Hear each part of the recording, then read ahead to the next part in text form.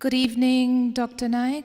My question to you this evening is, with all due respect to Islam, you said that idol worship is the greatest sin in Islam and Allah does not forgive an idol worshipper for this.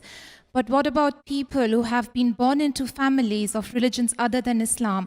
For example, in India, most of the population is Hindu, and lifelong they may not have had exposure to Islam or somebody else who may have educated them about that. What is the fault of those people? Will they never reach paradise? Will Allah never let these people enter paradise? What is their fault if they believe what is being taught to them since the day they were born? Does Allah not have mercy on them? Thank you. Sisters asked a very good question, a very logical question. What about those human beings who are born in non-Muslim families and the parents are doing idol worship? So who's to blame? How can Allah punish them? And that's a very good question. That's the reason our beloved Prophet Muhammad said that every child is born in Din al-Fitr. Every child is born as a Muslim. Irrespective whether he's born in a Jewish family or a Christian family or a Hindu family or a Muslim family, he is born as a Muslim. Muslim, as I told earlier, by definition means a person who submits his will to Almighty God. So every child, when he's born, he submits his will to Almighty God. Later on, he is influenced by his elders, by his parents, by his teachers. Then he may start doing idol worship, he may start doing fire worship, and he may go to the wrong path. That's the reason whenever a non-Muslim accepts Islam, the more appropriate word is revert. It's not convert. Convert means going from one faith to another faith. Revert means a person was on the right faith, went to a wrong faith and came back to the right faith. So the more appropriate word, sister, is revert. Now coming to your question, how can Allah hold responsible a person if he is born in a non-Muslim family? That's the reason if a child is born in a non-Muslim family, before he gains maturity, if he dies, he will go to Jannah, inshallah. Why? Every child submits his will to Almighty God. He's a Muslim. He may have a Hindu name or a Christian name, John, Ramu, it doesn't make a difference. But as long as he's a child, and if he dies as a child, sister, that child will go to Jannah, irrespective whether he's born in a Muslim family or non-Muslim family. Later on, when a child grows up and he becomes an adult, then it is his responsibility what he does.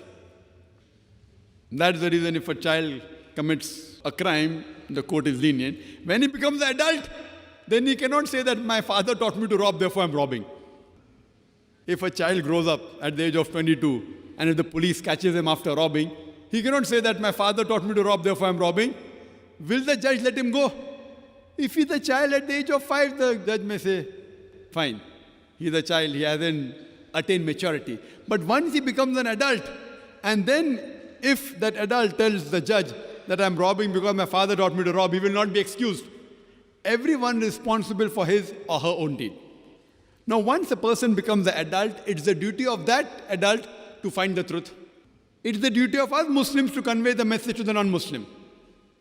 But irrespective whether a person gets the message or not, if a human being is let free, there were two tribes which did not come in contact with modern civilization till as late as 1950. One tribe was the Kapauku tribe and the second was the Australian Aborigines. These two tribes did not come in contact with modern civilization till as late as 1950. And when researchers went and tried to find out what was the way of life, it was nothing but Islam. But they didn't call themselves Muslims. They believed in one God. They believed that God had got no images. He had no idols. They prostrated when they worshipped God. It was everything of Islam but in name. So if a child is not given any external influence, he submits his will to Almighty God and remains on that path. Now, once a person becomes an adult, it's the duty of us Muslims to convey the message of Islam. If we do not convey, Allah will hold us responsible. He'll hold us responsible. But irrespective whether we do the job or not, we'll be held responsible.